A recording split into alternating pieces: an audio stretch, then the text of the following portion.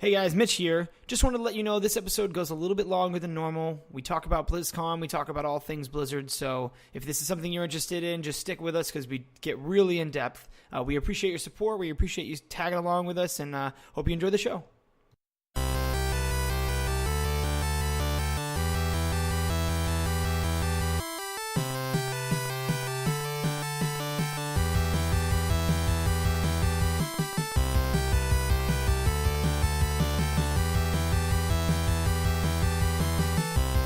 Hey everybody, welcome to Analog Stick Radio, brought to you by Bitcultures. I'm your host Mitch, and this podcast is kind of negligible because you're all playing Fallout 4. As always, I'm joined by my two accomplices, the no longer BlizzCon virgin Dakota. Hi. And the still ripened Chris. I'm new and fresh. Now, today we have another guest in the show. If you've ever been to Bitcultures.com, you've seen some of his work. He's a veteran of the Warcraft universe, spends way too much time listening to lore videos. We got the man, the myth, the legend, the lich, Grant. Ooh. Thanks for coming on, Grant. Thank you very much for having me on. It's a pleasure. So, what do you do for Bitcultures? Like, what do you do for the site? I'm pretty much marketing graphics. I was one of the guys who helped Eric found the site and plan a lot of the overall development that we've done. I made the logo and worked on a lot of the branding overall. Cool, that's pretty awesome. Have you done any of the articles or any of the writing or anything like that? Not yet. My girlfriend edits a lot of the articles. I myself have a few I'm planning to do. I haven't done them yet, though. Cool beans. Can you give us a sneak peek? What do you plan on writing? Well, I'm actually I've been playing a lot of Final Fantasy 14, but like I was thinking how to write an article about that. And I was going to write another article probably about Chrono Trigger and Secret of Mana. Oh, wow. Good Bringing it way back. Yeah. Secret of Mana. Yeah. That's a good game. That's a very good game. Oh, yeah. All right, well, speaking of good games, let's talk about what we've been playing this week. Dakota, what have you been playing this week? Well, this week I played a lot of games. I played a little bit of Hearthstone. I played a little bit of HOTS in a two-headed giant configuration, and I also played some Overwatch. I was at BlizzCon, so I got to play all the new goodies. Sweet. And what did you think of the new goodies? Well, they're real good. I'll go into more details later, but suffice it to say, I think Cho'Gall's rad. He's very fun, and the Overwatch heroes. The game is very good. I'll save it for the main topic, but suffice it to say, I'm stoked. Mm-hmm. Well, we're stoked for you, man. We are really stoked for you. Chris, what have you been playing? Have you been playing Overwatch, Chris? No, I'm jealous. This one I'm not as stoked. I've been playing... I didn't really get a chance to play a lot this week, so I just played my regulars, Hearthstone, Heroes of the Storm. Because I didn't have a lot of time, but I wanted to get some, in the spirit for BlizzCon, I finished up my Diablo character. I finally got one to 70. I beat the expansion. Oh, the nice. Reaper of Souls. How did you like it? You know what? I didn't really... I don't know. I didn't really like the... It wasn't too exciting, like the storyline. I don't know. It was fun. Don't get me wrong, but I heard a lot of... I guess I was hyped up for it. A lot of people said, "Oh, it's much better than the first 4 acts or something." It did have a different tone. It was a much darker tone, but I didn't find it to be much better. It's still fun. Like, I go in expecting to just kill a bunch of stuff, get some loot. That's what I get, and it does it very well with the new expansion. Right. I think that's what most people are excited about the new game. May not necessarily be the single-player narrative, but definitely the game systems and how they've improved them over time. Definitely. They have all these adventure modes with these bounties on it, and it's like it doesn't add new elements to the gameplay. It's just pretty much like different ways to go. It changes up the scenery and changes up like your your objectives as opposed to just going through the story over and over again. So I liked it. It was fun. Awesome. Grant, what have you been playing this week? Well, basically I've been rotating through like 3 games. One of them's kind of funny. I've been playing a lot of Final Fantasy 14 A Realm Reborn. It's pretty cool, little MMO. Play it pretty casually, though. Other than that, I've been enjoying the Team Fortress 2 Halloween event, which is a yearly tradition of mine. I forgot to play that. Damn it. Yeah. We still have a few days left. I think it ends on like the 11th or something like that. So tomorrow. Yeah, right. Oh, shit. Then there's... I had like this craving to play Minecraft lately, which was kind of weird. So I've been playing a little bit of Minecraft again. I haven't played it in like 2 years. So is it full of 10-year-olds still? well, I don't play online, so I just kind of mess around single player. That's a smart move. Yeah. That is a smart move. Yeah. Did you build anything cool? Not yet. I never spend any time building in the game. I'm just kind of like, to me, playing Minecraft is like, oh wow, I'm totally gonna build some awesome stuff once I finish like stockpiling all this other crap, and then by the time like 18 hours go by, I finally have enough crap to like build something, and then I just forget and never play again. The last time that I dove back into Minecraft with some buddies was only about a year ago, and we went and downloaded some mods. That game has incredible mod support. Yeah, that's the what Hunger I did Games last time I mod played, is too. like so wicked. Yeah, cool. that's pretty popular, right? Yeah, we got yeah. one that was like a fantasy inclined. It was kind of like almost Diablo-esque in that you would go into dungeon towers and collect loot, but the loot consisted of like really unique items. Yeah. And one of us managed to find a wand that allowed him to fly. It wasn't pure flight. It was like huge bursts of speed and momentum. Oh, wow. And you would have to keep hitting the button so you would kind of skate around in the air. And on top of that, we also found a grappling hook, and it worked on players. And so that's when we stopped playing the game. Well, there was a mod that like I remember playing like a long time ago that was like it had like the Sky World, and if you go to the Sky World, you fight like bosses and get like a bird that you fly around on. But the bird can't literally fly, but it can jump really, really far, and you just jump from like floating island to floating island, and you have like a javelin. It was just so weird. Like that's one of the things I loved about Minecraft was the ability to like mod it to just no end, just as far as you want to go. This is reminding me of Terraria, talking to the Sky Islands and the yeah. grappling Chris, hooks. don't come on, come on, Chris, don't do it, don't do it. I remember those days. Okay, I'm moving us on. I actually, because you said something about it, Chris, and I was so shooken up about it, I went and re-downloaded and replayed BioShock Infinite. It's been about 2 years since I played that game. And I gotta say, I'm coming right now, and I'm coming to admit, you were correct about the skyhooks. I tried as much as I could to use them effectively, and it was an inconvenience. I was just like, I don't want to use these, I just want to shoot them. Like, honestly, what I realized, I think the first time I played it, I was just in such awe because I love the BioShock franchise that I was just like, oh god, skyhooks, the environment, everything's amazing, and I just was like rose-colored glasses, but after beating it and already knowing the storyline and basically not having to try to find anything and knowing where everything was, I was like, wow, this skyhook is stupid. I really don't know why they pushed him so hard in their promo materials and their sneak peeks, because they were just unexciting. They were kind of neato, but they just didn't work, right? They try so hard to make you want to do them too. I got all sorts of gear that was like, hey, if you do this on a skyhook and if you do that on a skyhook, and I'm like, yeah, but there's this one that every time there was this one gear where every time you eat you eat anything that gives you health, you're invulnerable for like 5 seconds. Wow, that was stupid. I never took it off. I was like, this is the best item in the game. I'm just gonna you like eat an apple off of a corpse and you're invulnerable for 5 seconds. Wow, like it was absolutely insane and it was way too good. I never took it off. It was great. So that's what I did. Other than that, I mean, Chris and I played some Vermintide, but we'll talk about that later. That's why I didn't want to bring it up. I want to forget about it. But I'm excited because actually Dakota went to BlizzCon and I want to talk about it. So let's get into our main topic. Yeah, boy. All right, so on this week for the main topic, we're going to talk about Blizzard. Since I went to BlizzCon, I've got a lot to say about all the news that's come out, and so we figured now would be a good time to just kind of say, all right, let's take an episode and just do Blizzard for the whole time. So what I'm going to do is I'm going to talk just briefly about my visit to BlizzCon, and then we're just going to go through all of Blizzard's games, their main games, and even a little bit about the new Warcraft movie they got coming. So I went to BlizzCon. It was awesome. If you don't know what BlizzCon is, Blizzard Studios holds a con, just a convention, just like Comic-Con or Evo, but it's all focused on their stuff, and it's great. It's amazing. The venue's awesome. It's up in Anaheim at the convention center.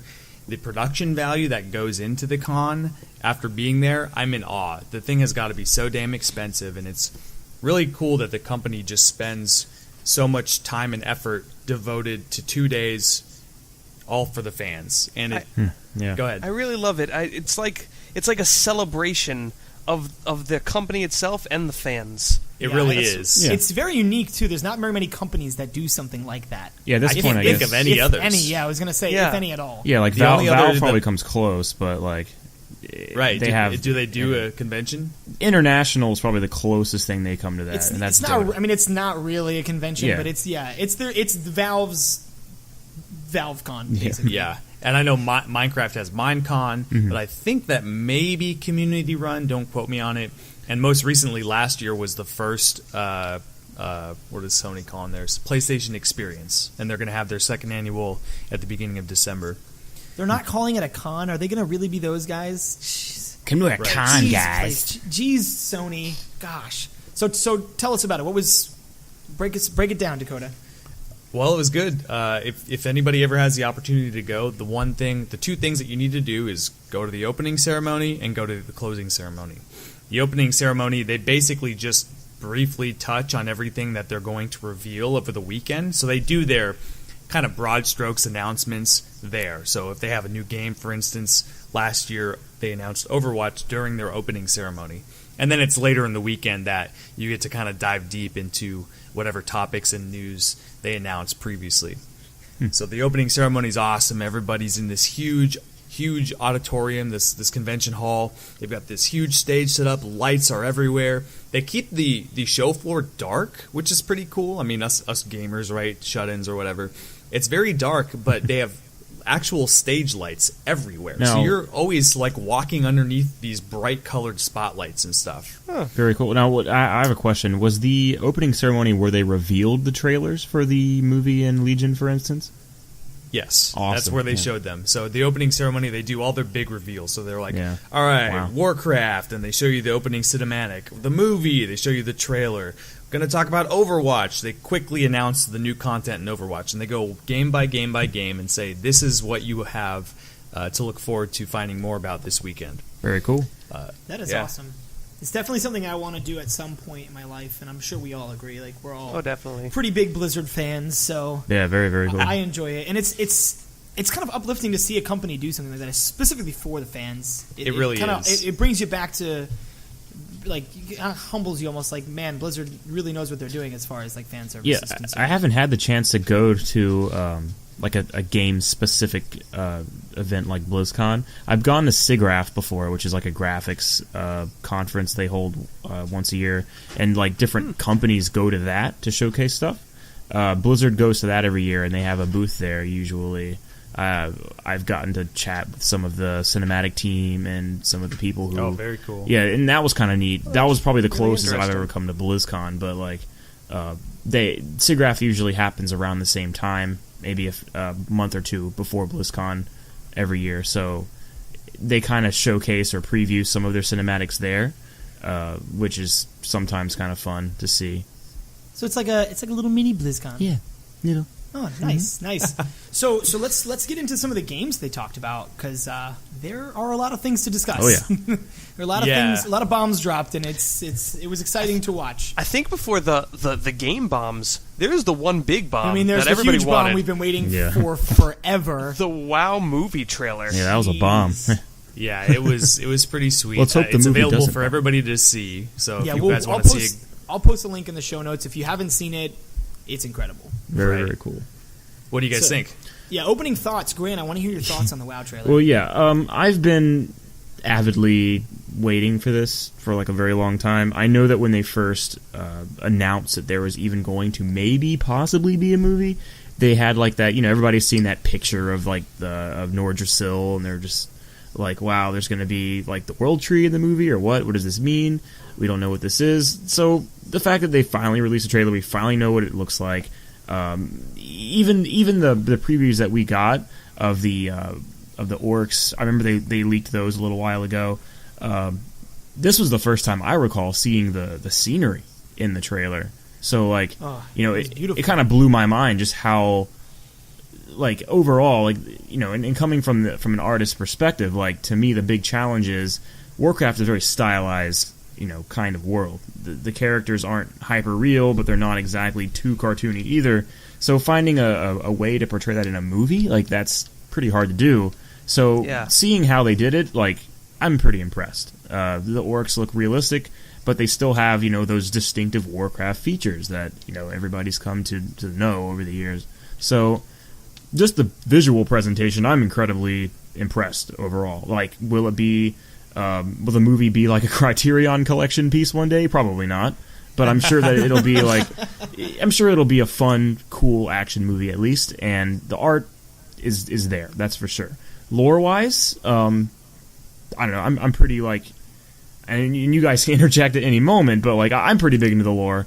I watch a lot of lore videos, and I'm pretty excited about it. Not too much happens in this part of the story, I don't think, as far as anything that I'm interested in. I know that, like, the orcs first coming into Azeroth, it's exciting, but, like, to me, all the stuff that happened, like the War of the Ancients, the dragons, like, to me, that's cool. Like, this is definitely an origin story, right? Yeah. This happened. The events that are covered in the movie don't even happen in World of Warcraft. They're Warcraft RTS exactly, events, right? Yes, they're Warcraft 1, as far as I know, and I know that, like, there are more characters that appear in, like, Warcraft 2. I don't know how far this is going to go into Warcraft 2. I don't think it's really a spoiler, but like, we kind of know what happens. We know what's going to happen in the movie for the most part. We know that the King of Stormwind's probably going to be assassinated by Garona.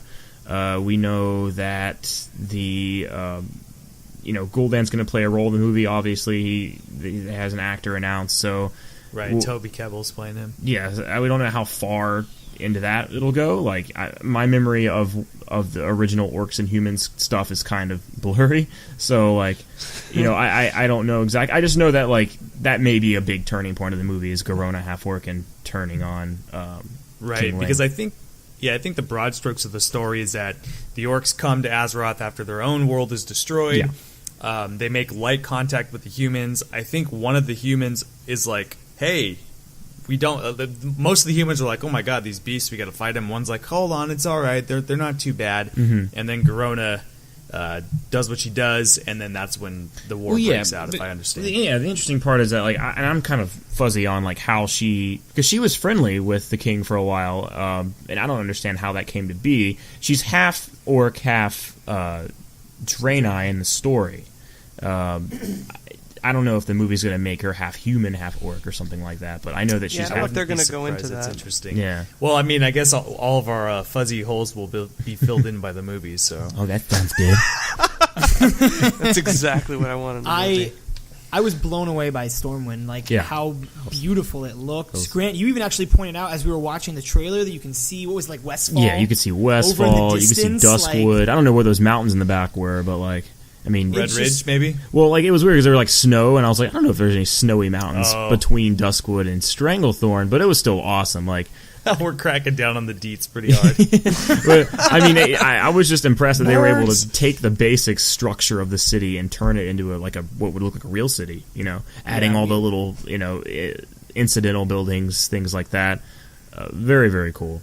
It looked realistic, but it also looked exactly like what I've played in forever. Yeah, and I remember, like, seeing the boat. I jumped with joy, and we were all pointing. I was like, "I've been on that fucking boat. I've been on that boat." Yeah, and I remember, like, awesome. when they first added the harbor, and, like, I walked behind Stormwind, and there was just a harbor there, and I was like, "Oh, this is new."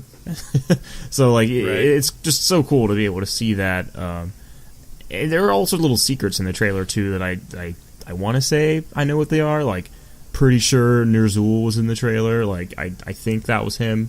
The guy with it looked like him. Skull mask and the lightning. It looked like him. Right. What do you think, Chris? I actually wasn't as fond of the trailer. Of course you weren't. Of course you were not fond of the trailer. God. I might jump right on here with you. I was going to go last because I wasn't sure. Okay, if, all I would right. be the Thank only God. one. I was gonna I don't want to be the guy. Mm-hmm. Like, to me, I understand where they're going because it's an origin story. It's orc versus humans, right? It didn't have that Blizzard charm that I like about Blizzard. Like, I really enjoy the gnomes and goblins, right? I enjoy like the nefarious villains and, like, the really weird stuff that's in there. To me, orcs versus humans, this story is one we've seen, like, hundreds of times. This is Pocahontas. Yeah. Right, Right, but it's these true. are the Avatar, guys basically. that started it, though. Yeah. Like, It is, but it doesn't matter. No. Okay, not started it, but definitely popularized it. that's more fair. Yes. Yeah, like Yeah. obviously like the Warhammer franchise and even like Dungeons and Dragons and that. Oh, is that what you're talking about? No. I'm not I don't talking know about where that. orcs and humans started. I don't. Oh, care. that's what I saying No, think is I'm he's not like- talking about that. I'm talking about Orcs versus Humans was the name of the first Warcraft game. Yeah, it was pretty Warcraft, sure. Orcs, and Humans. Right. Yeah. The conflict That's isn't what I'm very talking about. like Orcs and unique on Humans its own. goes back to Tolkien. Yeah. Like way Right. It's very But- Tolkien-esque. Yeah, but I'm talking about Orcs and Humans in the term of Warcraft. To me, that scenario. Well, I played that game and I really liked the necromancers that summoned spiders. That was really fun. Were But you under the besi- impression that we would get a new story, or they I wasn't might under cover the something impression else? that we'd get a new story. It didn't have that Blizzard charm, like that. You know, the Pixar charm that they have in all their movies. Like they could Yeah. be very different, but they have that like fun. You know, I don't know what the other word for it is, but it didn't have that Blizzard signature. to Yeah, it. I see what you mean. I know that like Blizzard was directly dealing with the production team on this film to make it as close to their style and their feel as possible. But I do agree in that, like the concept of just like, oh, you know, one race moves to a new world, they have to populate. There's racist It's dudes. derivative, that, right? You know, yeah, that kind of stuff happens all the time. It's not really a unique story. Yeah. I'm just hoping that the underlying story is dynamic in that, like, you can't really tell a Warcraft story without telling both sides of Yeah, the it's horde something and Yeah, that line. they need to course. do. Hopefully, this movie does well enough that they're able to make more. Yeah. and that's when we'll get into the more interesting stuff for you, Chris, and for me too, Yeah. and probably for most people, because there's a whole swath of people that only know WoW. They don't even know Warcraft. Exactly. Right? Yeah. Yeah. And- Yeah, when I saw this trailer and I realized that okay, so we're literally starting like at ground zero. We're starting right at the beginning. What it at least told me, or what it gave me hope for, was so we're gonna go all the way through it. We're gonna start at ground zero. We're gonna start at the beginning of the story, and we're just gonna power through it with a bunch of movies. And Right, that's, exactly. That's the dream in my head. Is that's what this trailer showed me. It's like, Sure. we're not just gonna pick up on like a great story. We're not just gonna pick up a random story, Yeah. or even a new story. We're gonna tell them all. Now, here's a- and I'm gonna get to see them all. Here's a thought. Like, what if they used the movies to basically cover the story between Warcraft 1 and Warcraft 3, ending with Arthas ascending to become the Lich King, and then they're like, Yeah, man. the movies would basically end there and be like, okay, now it's time for you to play World of Warcraft and finish it. I think that'd be kind of Yeah, cool. I mean that's a cool idea, and also just the idea of seeing the Lich King on screen Oh, yeah, God, that would yeah. be pretty gets me badass. fucking All the wet. cinematics for Wrath of the Lich King were just insane. For Warcraft 3 Frozen Throne and for Wrath of the Lich yeah. King, everything Yeah. involving Arthas was just phenomenal. It's really a childhood dream of all of ours, I'm sure, to see this kind of stuff coming to life on the silver screen after seeing those awesome cinematics that Blizzard is so well known for. Yeah. My favorite cinematic wasn't even the Arthas one. It was the Illidan one at the very beginning of Frozen Throne. You will not with him prepare. and all the Naga coming out of the ocean. Oh, that my one. God. Oh, yeah. Ah. Oh, I used to quote him all the time, like, my blind eyes see what others cannot. And then he just, like, strikes the light. I used to love that. That was awesome. God. So my problems with the trailer weren't the same as Chris's. Actually, I don't really have a problem with what I saw narrative wise, and I even think they did a decent job of having their own touch on the fantasy tropes. Because I mean, take a look at that trailer compared with some of the Lord of the Rings trailers. Lord of the Rings was very kind of orange, brown, Yeah. you know, and there were some set pieces, not real set pieces. There were some scenes in this trailer that were really colorful. Yeah. Very colorful, which I liked Yeah, a lot. yeah. And actually, from what I heard, Duncan Jones did use a lot of actual set pieces. So he's done a lot to try to integrate physical sets with CGI. Okay, that's But that's really my commendable. concern, though. Yeah. I do have a concern over the CGI. It looks good on its own, but there are some shots where, like, that guy's standing in front of a green screen, and it's very clear. You know, I'm hoping that That- was that- only for the sake of the trailer, and that in post-production it's refined a little bit before the movie. That's my hope. Me too. Me that too. was one of my other concerns. I didn't really like. I had was that every scene seemed to me very claustrophobic. Okay. Like, Yeah. it seemed like a lot of not even just zoomed in, but like all the battle scenes, it was like a forest surrounding a clearing. Everything was like something surrounding a small area. Like Yeah. it was a bunch of confined, like very Right. confined scenes. They didn't And get I- those that's absolutely- lumberjacks to work yet.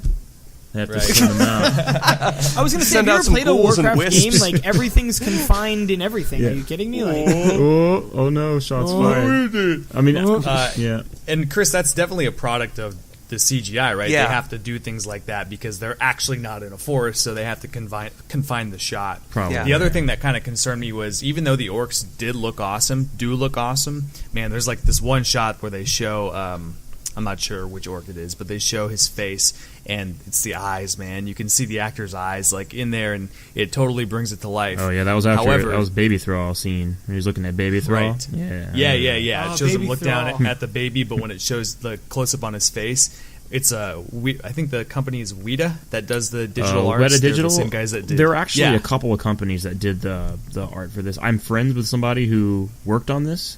Nice. She works for a studio in Montreal, but there's other studios too. Yeah, Excellent. I think they pick apart, like, there's probably a studio that did the scenery, there's probably a studio that did the character animation, and there's probably a I know Weta did the orcs. The Yeah. guys that did the apes from the previous apes movies did the orcs. and they did the here. dragon from they did Smaug as well. Right on. Yeah. Yeah, they're good. But the one thing they didn't show too much of was like orcs side by side with humans, Yeah. and that's where it's going to be. All right, how does it look? Those are the shots that are going to really matter. that's going to be the defining factor, and I think they didn't do that on purpose. I'm at a point where I think that the movie is not ready. Well, they There was the one exaggerated some of part- the armor on the humans, and like Oh, yeah. it's obviously not like exaggerated as much as the orcs, but you can tell that the human armor is a little bigger than normal, and I think that's going to help Yeah. them stand apart next to the orcs a little more. Also makes it feel really WoW flavorful. The shoulders aren't quite big definitely- enough, though. Yeah, the WoW flavor is that your shoulders have to be gigantic. So. Yeah. right. So speaking of WoW, let's move into like that Legion announcement, and more importantly, that cutscene. Yeah, That cutscene was More movie those stuff. cheekbones, though. Jeez, that cutscene was so good. Yeah, Yeah, for those that didn't see it, you see Varian Wrynn. He's on an airship, and they're just basically barreling into the Lost Isles, right? That we're going to, Yeah. and while he's in mid-flight, Infernos start like attacking, and you see another airship, and Sylvanas rolls up. the and part where Sylvanas it's rolled up, fucking awesome. Oh, that was where I was like, wow, they really did it. They put her in a cinematic. Yeah, that- and apparently she's going to have a pretty big role in Well, this. yeah, expansion, that too. was the thing, because people are speculating that she's going to go against the Horde. Go bad. Yeah, right. and so like them and people were arguing, oh, she appeared in the cinematic. Obviously, that means that's not going to happen now. But really, though, Doesn't mean anything. Yeah, in the Doesn't world mean of one way or the other, Yeah, right? in this kind of storytelling, when you show something, you show it for a reason. They didn't just put her in there for no reason. If she's in that cinematic, that says that something is going to happen with her, and stories don't happen without some kind of major arc change. So I really enjoyed that Yeah. that they had her and like an alliance point of view. Yeah. I mentioned this in the other podcast. Like everything's just so horde centric all the time. I really liked the alliance representation and like yeah, I agree, definitely. And we came just from It's an expansion with beautiful, orcs man. everywhere, so it was just cool to have a Yeah. nice change of pace. You know, see Varian himself in a cinematic. It was kind of cool seeing him too, because he wasn't like his character looks almost like an anime character in the game. If you see the artwork, It does. So it was kind of Yeah, it's his surprising hair. to me. It's a stupid hair. Yeah, it's But crazy. that I would watch a whole movie that just looked like that. Yeah. That Animated animation views yeah. was and so everything. it's spot on. When they launched that Infernal at the ship, and then the Infernal gets up and starts attacking them, I lost my shit. Well, I watched that was frame absolutely over and over incredible. again with his claw like ripping into the ship. I watched that frame So over and over because I loved how they did Yeah. it. Because you can see. And the now claw. imagine, Yeah. right? And imagine being in a room with 15,000 people who are crying, like screaming, Oh, and man. many of us are crying. Yeah. Yeah, Yeah, it was so rad. good. Yeah, that experience must have been otherworldly. So, what do we think though? What did they announce? We're getting So- demon hunters, right? Yeah. Yep, new class demon hunters. You can double jump, and- guys. Yeah, and I think it's important to mention alongside the new class is that their focus. So every expansion they've had they've touched on the classes in a pretty heavy way. A couple expansions ago, they changed our talents from talent trees to talent rows, and then last expansion their focus was on culling all the fat from our hotbars to try to prune down our abilities. Yeah. And this time what they wanted to do is they wanted to enhance class fantasy. Yeah. That's the kind of mantra they've been saying. And as they began to work, they realized this is a lot. So what we're going to actually get is the biggest class revamp we've ever had in the game since vanilla. And a lot of what they're doing is awesome. Like they're kind of looking at a lot of the classes that feel very samey and doing things to make them feel unique and special. I'm very excited for this, and this is a little bit of a segue into because they're trying to compete now. And I know that, like, you know, for a long time, World of Warcraft was the shit. Like, that was the game people played. Now there are other MMOs that are kind of, you know, coming up and forming their own individualistic look. Final Fantasy XIV is a very class-based game in that, like, the way the classes in that game work is each class is so unique. And I noticed that some of the things that they're doing in Legion are kind of mirroring that. 14 is based all around weapons. You equip a weapon, your character changes classes. One character can become any class, but each class has their own, like, little guild, and you communicate with that guild in the storyline to develop your class's skills. And then at the end, when you reach max level, you actually get a weapon that you level up yourself. That's your individual class's weapon. And right. I feel like Blizzard is doing that exact same thing with their weapon system, which is great. I think that's a really cool feature. Yeah, we didn't mention it formally, but wow, this expansion, you're going to have an artifact weapon per class and spec, and that's the only weapon you're going to have throughout the whole expansion. And it's just like this awesome weapon with a huge storyline behind it. You power up the weapon, and it gives you talents and skills, so there's a lot of focus on this idea. There's only so you don't pick up any more weapons? I think like you do. Well, I feel like I know that you can customize that weapon a lot. Like, they showed the images of it. Like, you can change, like, for instance, paladins get a version of the Ashbringer, which introduces them into the lore very, very well. But you can actually change you can have a flaming Ashbringer, you can have an ice Ashbringer. You could have... you can do a lot of things to change it cosmetically to try to make you unique, different skins and different colors, Chris, but it's still the same item. And in fact, instead of having weapon drops, the equivalent in the expansion will be basically tokens that power up your item. And I know what people are thinking in that, like, you know, oh, everybody has the same weapon, of course, this is going to make it, you know, it's not going to feel special because everybody has it. It don't matter. But everybody's going to feel like a badass. That's the thing, because I said the same thing when I played 14. In 14, when you get it's called the relic weapon in that game, leveling that shit up is hard. They made that incredibly challenging. When you upgraded your relic weapon to the final level, it took hours of grinding. You had to go to certain dungeons. You had to, you felt great having that weapon, even though everybody had it or everybody could get it. So I feel like as long as they stick to that kind of formula, it's going to feel really rewarding when people upgrade this weapon and actually get the badass version of Ashbringer or whatever it is they're trying to get. Yeah, it's all about difficulty. If they make it easy to obtain, it's going to feel stupid. If they make it really fucking hard to get, then it'll feel good no matter what. Yeah. And like you said, they have customizable, so not everyone's going to have the same exactly. one. Exactly. Variations. Everybody's going to look a little different, and you can there's going to be a little bit of play about, like, what kind of... they're not runes, but they're things that you embed in the weapon to give it bonuses based on the style of play you prefer. So there's a little bit of choice involved. Like it's kind of that's talenty. That's really interesting. Yeah, it's very cool. You can spec your weapon. Yes, yeah, and it's basically just an extension of your character as far as skills and mechanics go, but it certainly feels cool. The example they used during the main slideshow was the Affliction Warlock, and the weapon was like this badass scythe, you know, with a huge blade, and it had like this cool story about how there's like all these souls that are trapped within it, and occasionally they'll try to escape in a burst of energy, and you have to actually hit a button to like pull a soul back in, and it gives you like a mechanic that you use in combat. I mean, just imagine that, but for everybody. Everybody's going to have like this. That sounds. It just sounds amazing. Cool. And it really does sound amazing. You're going to make me fucking play this game again. You're going to make me fucking play this game again, Dakota. I quit. Mitch, what class and spec did you play when you? I played Resto Druid. You played. Okay, I have no details for you. Good. So you're in luck. Thank God. Chris played a Frost Mage. Help him out. Shut up. So Frost Mage, they're keeping largely the same. They like the class and spec fantasy that they have going with Frost Mage right now.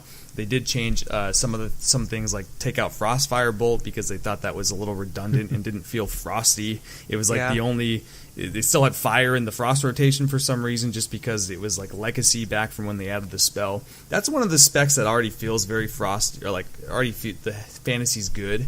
So they aren't touching it too much. For anybody who's interested, though, by the time this episode comes out on Thursday, we record on Tuesdays, What they've done over the last 2 days, and they will until Thursday, is release detailed bullet points for every class and spec in the game. Very cool. So right now they're about halfway through. So if you go to MMO Champ or whatever, the battle.net website, you can find details for your favorite class and spec. What's the level cap in this game now? What's it It's going probably to be? gonna be like what 110. Yeah, 110. Jeez. I would like You to. know what I think? Oh, yeah, go ahead. Oh, go ahead.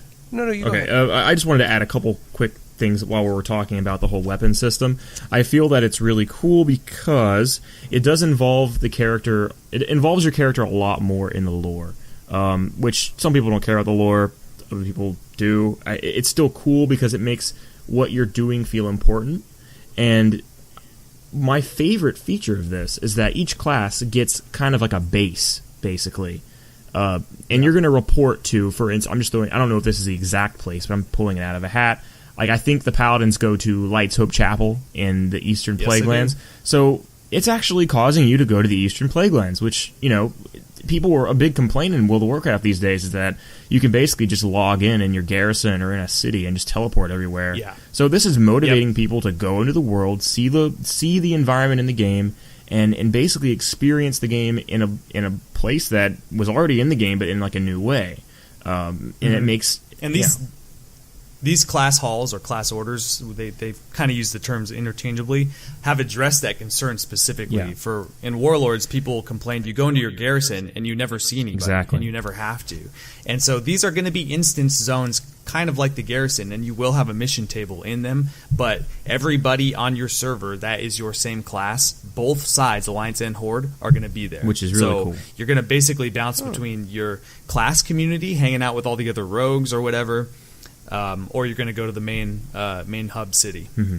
That's really So interesting. there's going to be a lot more, hey, there's other people playing this MMO. Yeah, very, very That was cool. the reason I ended up quitting, actually, was I remember one day I spent all day in Dalaran, and I had, raided, I had done dungeons, I had done battlegrounds, and I never left Dalaran. And I was like, this is stupid. I miss running around, I miss flying around and, meeting There's still people. going to be a little bit of that, but they're doing things to address it, like the quest line that you have to go to unlock your weapon tiers is going to have you out and about, and they even touched a little bit about crafting and how crafting is going to require you to do quests to unlock recipes instead of just opening up the trainer and clicking a few times, and now you have all the recipes. They said, no, that works for lower stuff, but when we're talking about the end game recipes, you're going to have to go out and get them and go out and quest and interact with because the I feel world, like a certain balance between because obviously if they do that too much, things can get monotonous. If they don't do it enough, things just become lazy. So it's a fine line, man. It's not easy, and people give them a hard time, but it's not. Because easy when I played, to design that kind one of my big complaints with 14 is that I'll be doing a quest, and then a lot of the characters will be like, thanks for helping me do this. Let's return to town to regroup, and then we go back to the town again, and then the character gives me another quest to go back to the exact spot where he told me to go back into town. Yeah. So as long as think- that doesn't happen, I feel like we'll be good. Probably not as much. WoW. So you mentioned how the artifact system is kind of like the relic system from Final Fantasy XIV. WoW is really good about borrowing the best features from the other MMOs, and hey, it's all fair. More competition in the market just makes all the games better. Yeah. So You know what I think might have led the way for that artifact system being used is the introduction of the Demon Hunter class. Oh yeah, we didn't even Because talk about that yet. It's really iconic. They're warglaives. Yeah. Like those two weapons, the scythe type arm weapons. I don't think Right. they had an option for that as a weapon. Every now and then a They weapon didn't, would come yeah. out that would fit that same skin. There are swords in the game that are warglaives. Swords, There's only right. 2 or 3 of them okay, though. okay. So this will probably be a sword weapon, but well, you're right in that there have been the Warblades of Azeroth, which were Yeah. swords, but Chris is right in that the weapon type is Oh, glaives, so they're making and glaives that makes now. perfect Very sense. cool, very cool. Yeah, they will Yeah, wield so it would glaives. make a sense for that to fit the class now with the artifact weapon. Yeah. They have a glaive, Yeah, very, very and they could cool. build off that. I'm just hoping that I when thought they that was double kinda jump, interesting. that double jump feature that they add is I know it won't be. I would love to just hit the spacebar twice and just jump twice, but it's probably going to be an attack that you use. This will be the last thing we say on Legion. I'll just get you amped up and then we'll move on. But it goes like this: you press jump, and then you press jump again, and you do your double jump, shit. and then you press and hold the jump button, and you glide on your fucking. No, you are Get out. joking. You are lying it. to me right now. So if That's it. you double jump off of a cliff, you can glide for a while. Yes. Shit. Oh God, Mom, where's my wallet? I gotta buy this game. Fucking. Well, shit. Mitch, they can see through walls too, and they can see stealth minions from like across the map or something. Not. I don't think they can see. Oh, they can. Can they see stealth? I heard don't that think was it's a stealth, but feature. It might be. It might be stealth. They're definitely around corners, but when they use the ability, they can't do anything else. It's not like a buff you activate. They have to go into a channeled thing. Oh, damn. Anyway, let's talk about some card games. Well, before we talk about card games, Grant, I think this is kind of where we part ways. I don't think you have anything else to say about like Hearthstone or Heroes of the Storm. Not as much. So I do want to thank you for coming on and give us a lot of insight on the WoW movie. Yeah, very, very. The stuff going on behind Legion. All the intricacies. We don't watch as many lore videos as you. I know every once in a while you'll pull me over to show me something cool while we're at work. Yeah, so. for sure. Yeah, for sure. Like, it was great. It's great to be a part of it. In the future, I might even try to do some. Might even try to join you guys again. Probably. Yeah, definitely. Yeah, we man. definitely would love to have you on again. Thank you for coming by. not a problem. And Cool. we'll see you next time. Yeah, man. See you Later. See you later. And the rest of us will move on to some Oh my Hearthstone. God, I have been dying to talk about this. Is that right? Holy crap. So Hearthstone, they announced their new card set. It's going to be an adventure. So they've been alternating adventure, expansion, adventure. So we're back to adventure now, which means only 45 cards, and it's the League of Explorers. It looks so cool. The Yeah. trailer got me. When the guy is staring at the screen in awe, I'm pretty sure I was making the same face, and Yeah. it was incredible. I personally, I'm going to go on record and say it right now, I personally like the adventures over the expansions because it is insanely difficult to get the cards from the expansions. But I love just getting all the cards. Like, You know what? Take $20. I'll have all the cards. That's fine with me. I like all the cards, but what I really like is how creative they get when you're fighting the bosses. Oh no, I mean I Or, like that all too. the Don't get me different- wrong. I'm just thinking from a Oh, no. collecting standpoint. I Oh, like yeah. being able to get the cards because I can't actually purchase like the cards. I have to like use dust, and I hate that. I hate it. Ugh. Yeah, but my favorite thing about these is it's just I really love the adventures, the way you have to fight these guys. I really want to see how they work into the exploring aspect. I really like the discovery mechanic that they have yeah. now. This where- discovery mechanic is really, really, really interesting. Yeah. It's a sweet mechanic. It's going to add like some sort of card advantage for every class, which I'm very, very excited about. Yeah, Chris, you want to tell us what the discovery mechanic does? It basically, whenever you play a discovery card, it pulls out 3 random cards from either your class or a neutral card, and you get to pick what you would assume would be the best. What you decide would be the best strategy for what your current play is. And I think that's a great balance of what Blizzard's been trying to do with this card game, where they have a big random factor. Yes. This gives that random factor, but it also adds an implement of skill. I thought it was so great. Yeah, I think And that's you know what they that's wanted exactly what they were trying to do. Yeah, you were going to say it, right? That's exactly what they wanted. I think that's what they wanted to do, and I think that's what they wanted to do with the jousting mechanic in some way. Kind of like to try and build a deck around knowing that your cards will be more powerful than the other one, but I don't think it played out as well as this discovery mechanic. Yeah, no, the is jousting was a bit of a letdown. I didn't like it nearly as much.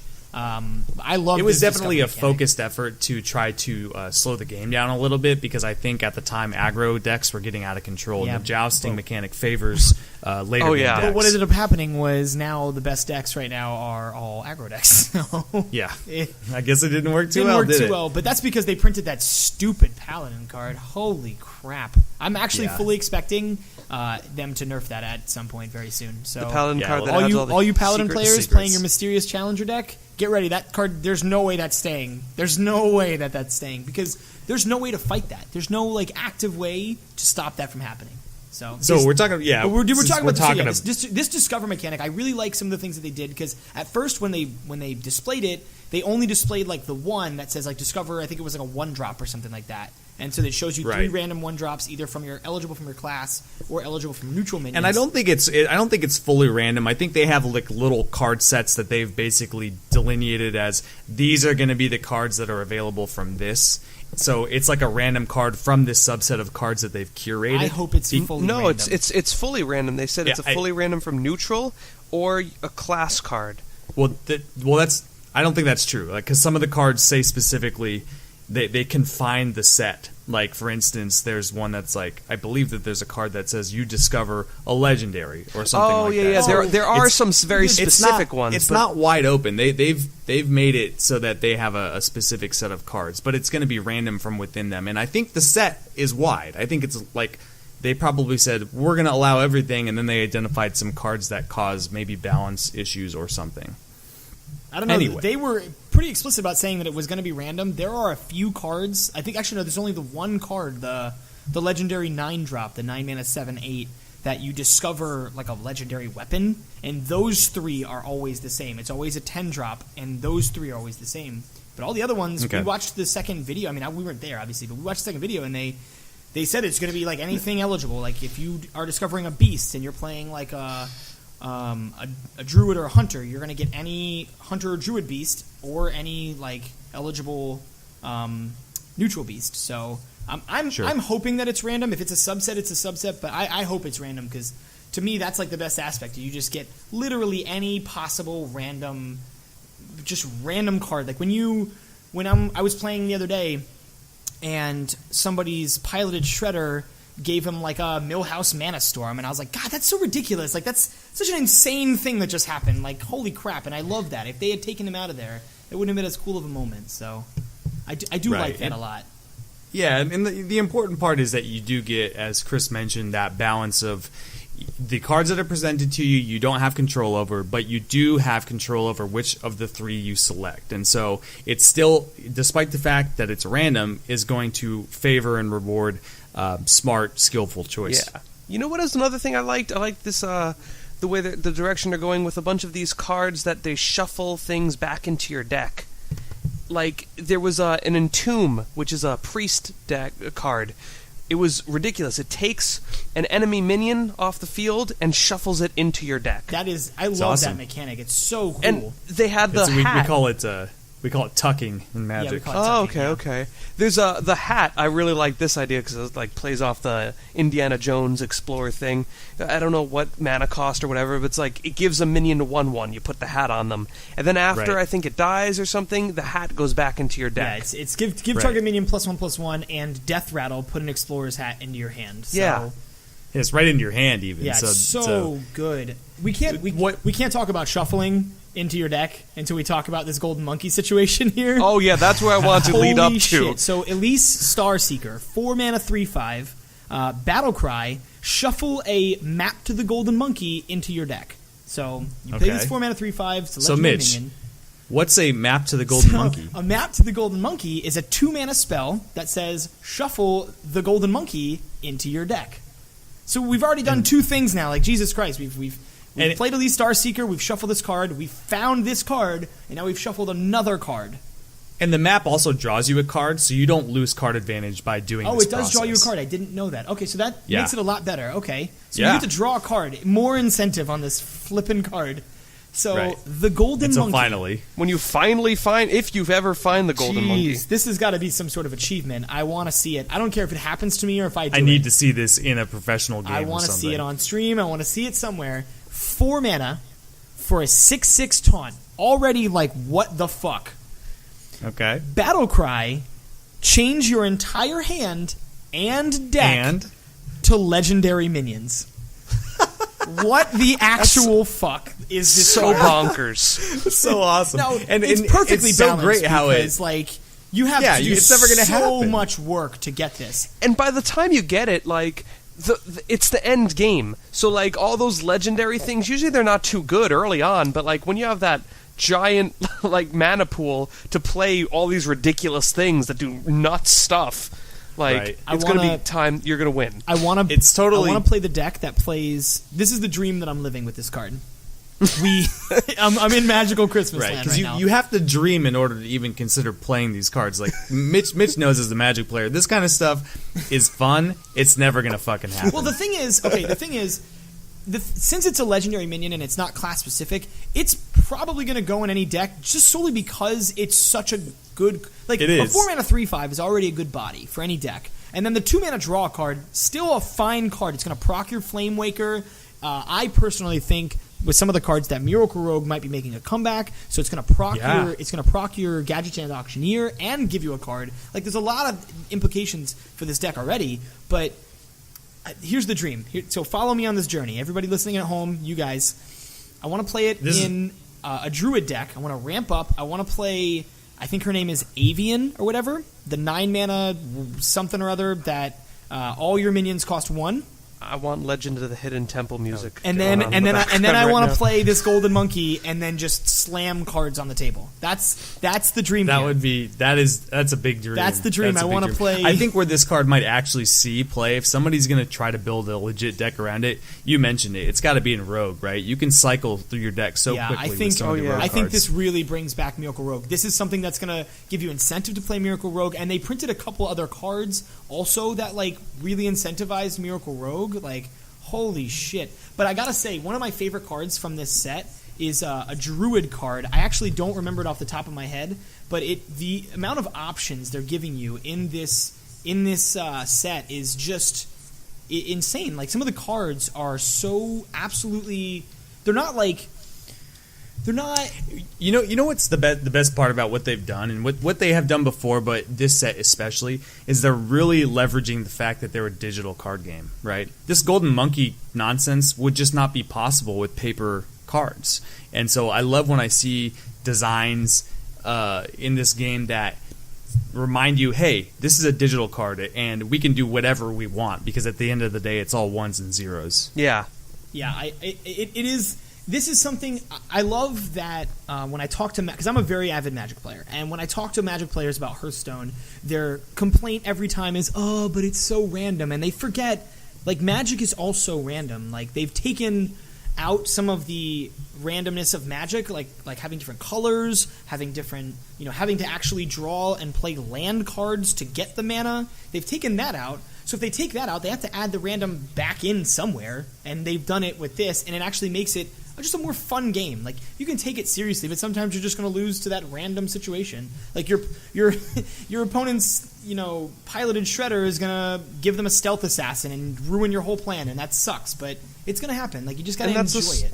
That's the story you want. You want the Discover where, like, you're about to die, but then you get, like, 2 angry chickens and a Deathwing. Yep. I was playing a game the other day that I was dead on board, and I drew my second... the 3-mana 3/3 that if they have 4 minions, you steal 1. Mind Control tech. So I drew my second Mind Control tech, and my opponent had a Tyrion Fordring, the Argent Commander, the 4/2 with Charge and Divine Shield, and 3 1/1s, because he had just done the thing where he gets a 1/4 weapon and 3 1/1s. Yep. So I was like, well, if I get both of his big minions and none of his 1/1s, then I don't lose. And of course, boom, boom, took both of them, won the game. It was such a great feeling, and that's what you want from this game. I found the card, by the way. It's a 1-mana Druid card. It's called Raven Idol. It says, choose one, discover a minion, or discover a spell. That card is absolutely bonkers. That's cool. That's cool because it's like sometimes you need spells. Options. You have options on the spell and then options in the discovery. What? Right. Yeah, that's cool. That's cool. Very flexible. I love flexibility is always powerful. This set is incredible. There's so many just really interesting cards. The Arc Thief Rafam, by the way, is the card that we were referring to before. He's a 9-mana 7/8 battle cry. Discover a powerful artifact. And now these 3 artifacts are always the same. And the 3 of them are the Mirror of Doom, which is a 10-mana spell. Fill your board with 3/3 mummy zombies, which, by the way, I love the repetition. Mummy zombies, like, that's kind of superfluous. Timepiece of Horror. Deal 10 damage, randomly split among all enemies. It's like a bigger Avenging Wrath. And Lantern of Power. Give a minion +10/+10. So just a really great, flavorful... You cast them on 9. You pick your 10-drop spell that you want to cast, like... Really, and 3 different kind of like completely different spells for whatever situation you're looking for. Like, shit, do I need a board presence? I'll grab the Mirror of Doom. Shit, do I need a board wipe? I'll grab the Timepiece. can I just end the game? I'm gonna grab the lantern. Like it's Right. I love this card. I love what they've done with this set. They really give you a lot of options. It's so It's cool. good. What? And we can all play it on Thursday. Yeah, it's going to be out by the time if you're listening to this right now, you can play it. Go get it. Go spend money on it and go get it. It's definitely a really fun expansion. So let's move on. So the big thing that we got from this from BlizzCon is we actually got Heroes of the Storm information. We've got some new stuff coming out. Chris, you want to tell us about Heroes of the Storm? I am so happy about Heroes of the Storm. I knew you were. And why are you happy about Heroes of the Storm? I love the way that, I was so bored with other MOBAs, like the Leagues and the Dotas. They're, like I said, I don't know, I just didn't like it. It's too serious. It's too rigid in their metas. I love the way that Blizzard is able to take chances, make these murky characters, Abathurs, and Cho'Gall. They announced Cho'Gall, one character controlled by 2 people. Oh my god. Amazing. Just bonkers. How many times, getting into a party with your friend and having to be at his mercy of moving around. You are a just head screaming. on his shoulder.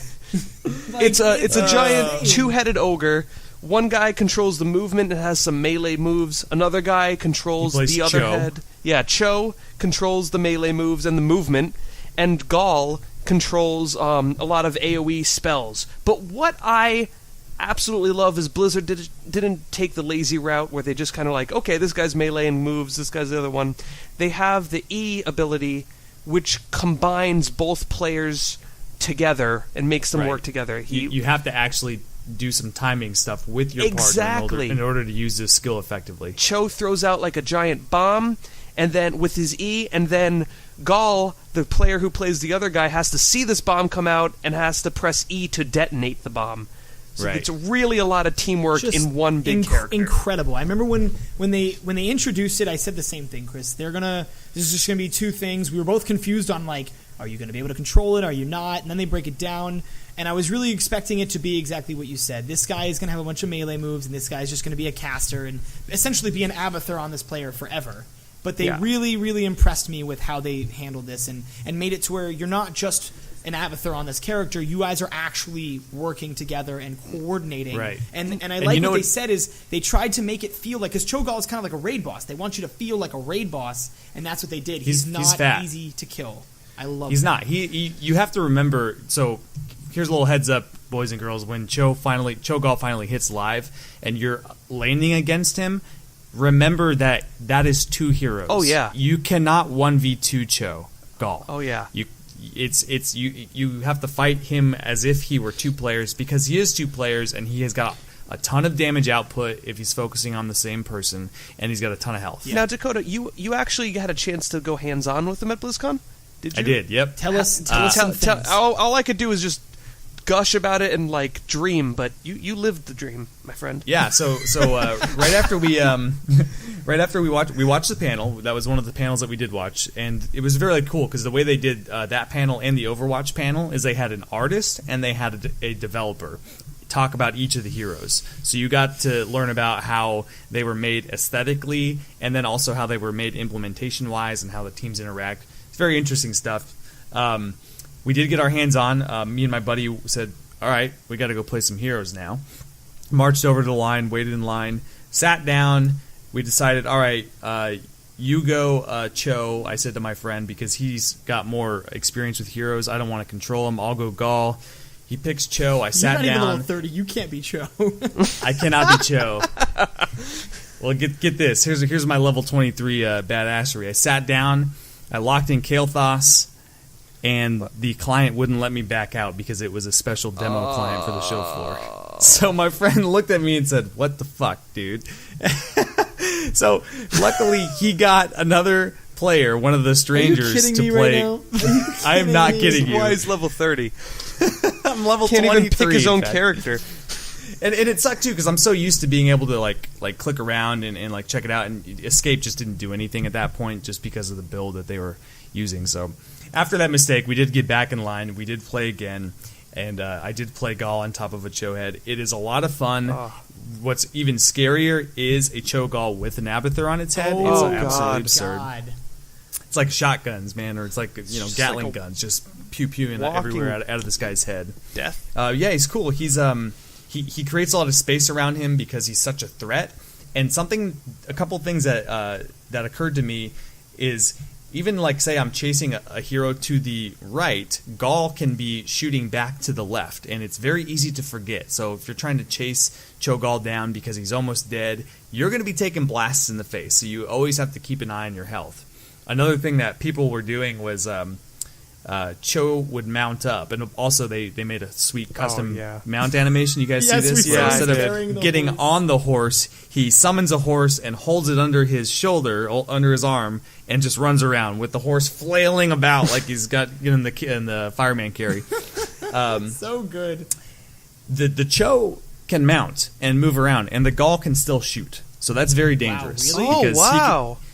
so it's very hard to catch him, right? Because say he's almost dead and you chase him into some brush, he can begin mounting, and the Gaul will keep you from mounting. You can't mount because he's constantly damaging That- you. Meanwall, Cho'Gall gets the Do you think that's to get do you away. think Really that's intended, or do you interesting. think maybe that's just like something that they didn't really foresee? I think it might be intended just because, think about it, if I'm walking with Chris and we're playing physically separate heroes, we could do the same thing, and that's allowed. I think it's intended to prevent griefing. Could you imagine every time you mount up and this guy shoots and then you have to get off the mount? Like, Oh, yeah, that's a good point. That's a very good point. another thing Chris, is that's I would one of 100% do that to you. I know, and that's why I would never play with you if that was Yeah. the case. But hey, the upside is if you ever do get a kill on him, it's always a double kill. Yeah, that's Oh, something I really like that wow. they did say that you get 2 kills for that, which is pretty sweet. And go ahead. I was concerned. That was the main thing. Like with the griefing, like originally, right now with the way it's going to work when he's released, everybody's going to there's a whole system. I'm not going to get into it. Maybe we get into it later about how you're going to unlock him. But if you play with a random person, if they allow this ability, right now you'll only be able to play in a party. If you play with a random person, the Cho, they could just literally walk into the corner and your team will lose 2 people. You'll have to be along for the ride. Right. And not only that, but if the Cho DCs, you're going to be stuck on a bot body. Yeah, A you are. body? The guy, the developer talked about it because if the Cho DCs, AI will take over, Mitch, for Cho. So the AI will walk you around and you'll just be stuck along for the ride. What I think that they should do is actually slot you over into the Cho position until they either They return. had somebody ask them. Like, they had somebody that in the might be Q&A too ask them much if they of could a- do that. It might be a hassle. It's something that they have thought about doing, so it's definitely tumbling around inside their idea Yeah, heads. that would be ideal. Like, oh, your Cho leaves, you can be the Cho, and then you have an AI Gaul, which still sucks, but it's at least better than like having an AI run around. Yeah, somebody asked him that exact question, and his answer was like, well, we did think about that, and it doesn't sound like they're going to do it, but it did sound like what they are going to implement, if not it already implemented, is that if you're Gaul and you have an AI Cho, he will listen to your pings pretty discreetly. Okay, so if you tell him to ping back, he'll retreat. It's kind of like Okay, having that's a bot interesting. Counter-Strike. Okay, Exactly. I can get behind that. Yeah, and the way I was going to mention it anyway, Chris, the way that the hero is going to be released is you can't buy him at all. What's going to happen is everybody that went to BlizzCon is going or to get bought the the hero, virtual ticket. or bought the virtual ticket, is going to get the hero, and they have to basically elect to share the hero with their friends. If your friend has Cho Gaul and they pick Cho or Gaul, then you may pick the other side in that same match. Once you've played, I think, two games. Two games. Yeah, once you've won 2 games kind of riding shotgun or sharing your friend's hero, then you get the hero. I like that they and so chose the hero win will eventually as reach well. everybody. I like that they made right. it win and not just You have play. to actually work together Yeah, I to do something. I like that a lot. That was a small detail, but it's very, very important to me. Like, I like that you don't just get to be like, all right, I'm going to be Gaul, but fuck it, I don't, whatever, I just want the hero. It's like, no, we have to win this game or you're not getting it. I think he's going to be released to be bought in January. So Like very, this, very soon. Yeah, the January. So, but the he'll be released sometime this month.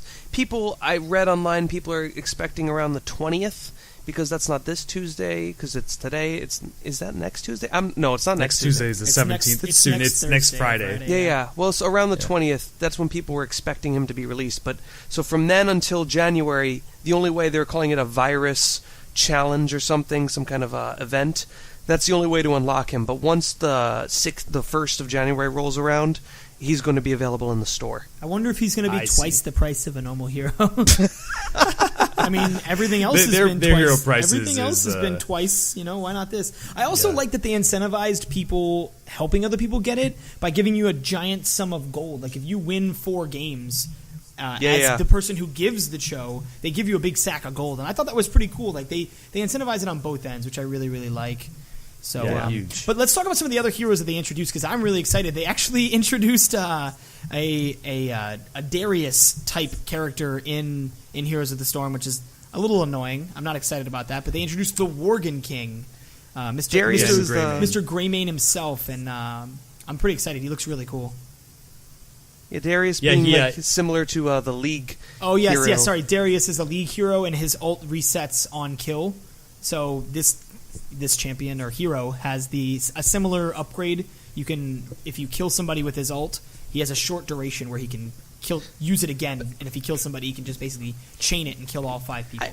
I feel, as opposed to that, the real draw to this character is the fact that he's a wolf man and can turn from wolf to man. Yeah, I'm a bit concerned. He has a leap. One of his moves is he has a leap that changes him into the werewolf, and then he has it changes a worgen. I'm sorry. Yes, I'm sorry. It changes him to a worgen, and then he can use the same move while in worgen form to leap backwards and turn back into a human. Right. I'm a little concerned because that leap is very large, and it's a long range leap. I mean, it commits him. Yeah, regardless of how the mechanics of it, because that could easily be changed. I really liked how the change happened. Like a lot of times, usually, I know for Elise, one of the other a League of Legends character, yeah, she turns into a spider. But it's like, okay, you're either her or you're like the spider. But this one, you jump into the guy, and as you're jumping, you turn into the worgen. That is true. We haven't really seen a character like that in a lot of other MOBAs. Like even like Nidalee, who turns into like a panther, she just changes. She's like, all right, I'm a panther. Yeah, to change, you jump into action, and now you're a werewolf or the worgen, and you got all these moves. And then when you want to turn back into a human, you do a backflip. You're a human, and you fire your gun. Yeah. I really like the thematic look of the changing there. Yeah, so they said that this hero was a what we call bottom up design, where the design began with the mechanics, and so they wanted to play around with the idea of having a hero that fought at both melee and ranged. Huh. And so the basic strategy to play with him is you pew pew from afar, and then when you want to finish a guy off, you use your E, or I think it's your E to leap in, transforming you into a melee fighter, and then finish them off that way. And they said that they had the mechanical concept come first, and then they worked backwards into Gen Greymane. Yeah, and I love the way he looks too. Like both the he looks so both good. the human and the worgen side, they just look incredible. I love the humans. It reminds me so much of the Warhammer Witch Hunter class. Yeah, it really does. It looks so much like because their trademark is that really that really pilgrim looking hat, and then a sword in one hand and a pistol in the other. I just love that style. God, you can't get more badass than that too. Sword and pistol. And I think his master skin does have the pilgrim hat. It does. It definitely does. That's where we saw him look like the demon hunter. Oh, I thought that's what he looked like normally. He doesn't have the hat on, but the master skin he has the hat on. Oh, well then I'm gonna have to get the master skin too, because they even say it when they were talking about it. They gave his claws some claws. So in the worgen side, his claws have metal claws on them. It's so amazing. Yeah. Oh, and here's a funny little anecdote. I was at the Hilton on Saturday night, and it's directly next to the convention center, and everybody goes there to party. And so there's just loud music and a lot of nerds drinking. And I was looking at that guy who made the claws on claws remark. I'm staring at him, and I had already forgotten his face. I'm going, man, this guy looks really familiar. Where do I know this guy from? Oh, that's right. He was just on stage talking about Heroes of the Storm. So their other hero that they announced is a Dryad. I'm so it's excited Lunara. about this. I'm a big Night Elf player, so this for me flavorfully was huge. Oh, it was yeah. huge. I love She's how cool. She looks beautiful. she looks beautiful. Her basically unique feature kind of interesting, because everything that Kyrus has been doing, let me fillet them for just a moment. It has been just like kind of looking at the tropes of the genre and saying, no, not for us. Restrictions? No, we don't do restrictions. They just kind of do what they want. And Blizzard, their whole thing is Blizzard is about player experiences first and implementation second, it seems. Yeah, so they say, what would be really cool? 2 guys controlling 1 hero? That's impossible. Well, it's cool, so we have to make it happen, and they make it happen. And again, Greymane the same way. We're like, oh, it'd be really fun to go in and out, With Lunara, she doesn't have quite like such a lofty, unique mechanical goal, and because unlike Gen Greymane, this hero was top down. So they said, we want to do a dryad. Where do we go from there? And that's basically like a girl centaur. For those who don't play Warcraft. Right. She hops around on kind of a deer lower half. And that's kind of her unique mechanic, in fact, is her movement. She doesn't mount up, so she's one of those heroes that doesn't have a traditional Z mount in heroes. Instead, she's always passively fast. I think she has a 20% increased movement speed, faster than other heroes. And the way she moves is erratic. She actually, if you were to move in a straight line, instead of moving at a constant rate, she bounds. She bounds like a deer, yes. in fact. So she'll leap forward quickly, and then kind of sit there for a second, and then leap forward again. So it's kind of jerky, and they said that it kind of makes her able to avoid AoEs in a strange way, just because she, especially when you're changing direction quickly, the direction chain is very rapid, because as soon as you're moving forward and then back, she'll make a bound and move quite quickly and then kind of hop. Yeah, she reminds me, if you're a League player, she reminds me a lot of Callista when you're auto-attacking with her and you do that little leap. She reminds me a lot of that. It's kind of what it looks like, except she's just kind of jumping and walking. But it's very, very similar. I like it. I think it's very interesting to just choose a character that just doesn't have a mount, doesn't have a mount-up ability, even like the big fat spider guy, I forget his name, or any of the other characters, Brightwing has like a teleport for her mount ability, like just no mount ability, just you're permanently Sergeant fast. Hammer. Yeah, you're just permanently fast. I thought that was a very interesting take. I also like what they do when they just say, we want to create this thing, I don't care if it doesn't make sense, let's do it. And it's pretty sweet. She also has one of her unique moves is she can send out a wisp and control it, and the wisp kind of gives you vision. I loved that feel, just bringing you all the way back to like Warcraft and Frozen Throne days. Like, God, that hit me right in the feels when they said wisps. I was fucking overjoyed. A lot of these characters are really thematic, but besides these themes, I really like this new arena mode. Oh my God, which they mentioned. I'm very excited for arena mode. Super cool. I think even though this game already it has so many, such a variety of maps, which makes it stand out against a lot of the other MOBAs. This new mode, I think, is really fun as a diversion. It basically allows you to pick one of. It gives you almost like the discovery mechanic for Hearthstone. Gives you one of three random heroes. You get to pick which one you want to play and go into this really quick, I don't know what they kind called of it scenario. a single scenario game. Yeah, mode. single scenario. I wanted to call it scenario, but I guess that's what they called it. Yeah, you have one objective, and it's like, do this, and you basically just fight over it. It's much like if you've ever played Dota, it's much like draft mode. They're going to give you 3 random heroes, and you get to pick, it's like SD. Yeah, SD, exactly. Small draft. And you get to pick one of these 3 heroes. And what's interesting about this is that some people can get the same hero. Like they can get similar ones. Like I can get Diablo, Lunara, and Cho'Gall, I guess, sure. And then somebody else can get like Lunara, Sergeant Hammer and Raynor. So if I pick Lunara and they pick Lunara, our team has 2 Lunaras, and that's really interesting. So in each time you play an arena, the objective's going to be slightly different.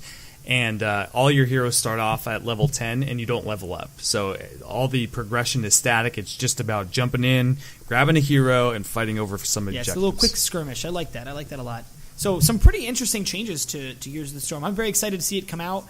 A lot of these changes are going to be rolling out over the next month and in January.